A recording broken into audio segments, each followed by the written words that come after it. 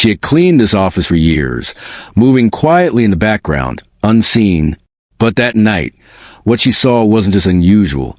It was dangerous. A twitch, a stumble, and a look in the CEO's eyes that told her something was wrong. She knew that look. She'd seen it before, in a moment that changed her life forever. But in this building, her warnings weren't just ignored. They were dismissed because of who she was. What she did next would reveal more than a medical emergency. It would expose a prejudice everyone wanted to deny. Lena Ortiz's days began before sunrise and ended long after the last executive left the building. She moved between floors with her cart and mop, blending into glass and steel maze of Carter and Rowe Holdings.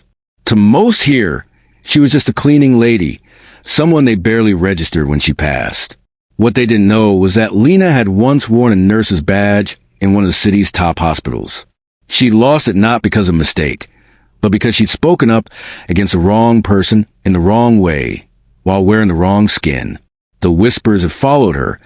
The opportunities had vanished, and now she scrubbed the floors of the same people who made decisions that could ruin lives without a second thought. But Lena carried her past like a shadow. Every patient's face she'd cared for, every subtle sign she'd learned to catch, they stayed with her. And that night, as she pushed her cart past the executive boardroom, something flickered in her memory. A face she barely knew. A symptom she couldn't ignore. She didn't know it yet, but what she'd seen in those few seconds would pull her into a fight far bigger than one man's health. A fight against something she'd known her whole life. Lena's shift was supposed to be uneventful. Empty offices, the hum of the vending machines, the faint smell of lemon cleaner. But when she passed the glass wall of the executive boardroom, she froze. The CEO, Daniel Carter, sat at the head of the table, his jaw tightening as his right eye twitched. It was subtle, the kind of thing most would miss. But Lena didn't. She had seen it before, in the trauma ward, just hours before a patient collapsed. Her heart picked up pace. She lingered just long enough to catch another sign, a faint tremor in his hand as he reached for a glass of water. Lena knew she had to say something.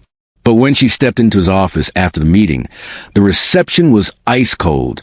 Daniel didn't hear her concern. He heard her job title. His eyes skimmed her over like she was part of the furniture. "You're not a doctor," he said flatly, without even asking her name. That wasn't new for Lena. She'd been dismissed before, not because of what she knew, but because of who she was. It was the same at St. Mary's, when she reported a senior surgeon for falsifying charts on black patients to deny them critical treatments. She'd been told she was overreacting. A month later, her nursing license was revoked over a paperwork technicality she'd never even seen before. And now, here she was again, knowing something, certain of it, and being treated like her words were worthless.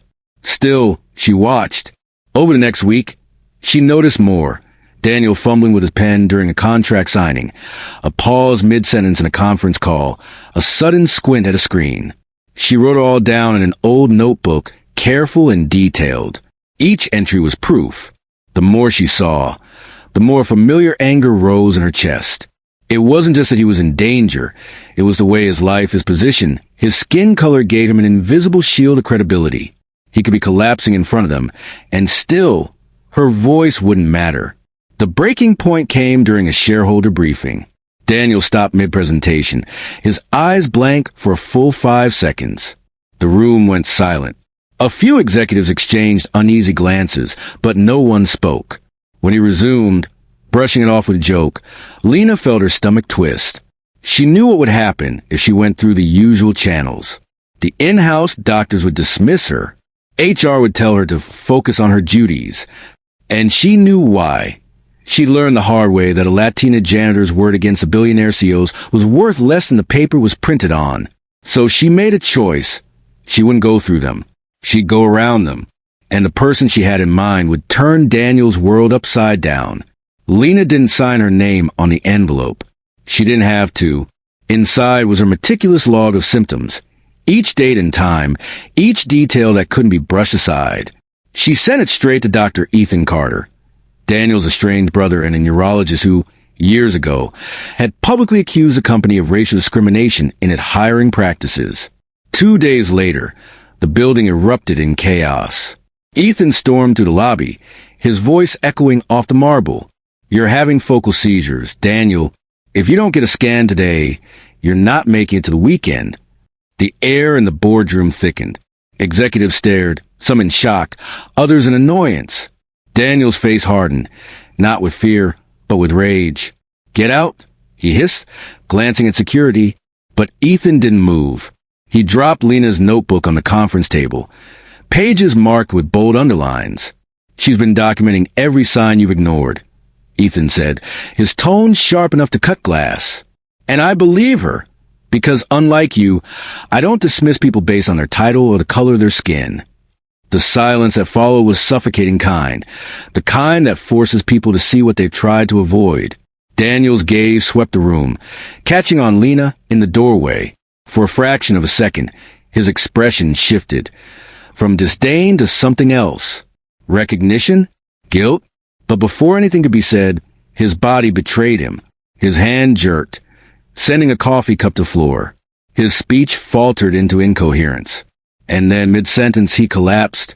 The room erupted, shouting, phones dialing, footsteps scrambling. Lena's heart pounded as she stood frozen, her instinct screaming to rush forward, her history whispering, "They won't let you near him." She knew the ambulance was on its way. She knew his life was hanging by threads. But what struck her most was this. If she hadn't sent that envelope, this collapse might have been the only evidence anyone ever saw. And even then, they might have still found a way to say she imagined it. Daniel survived. Emergency surgery revealed a rupturing brain aneurysm, mere hours from killing him.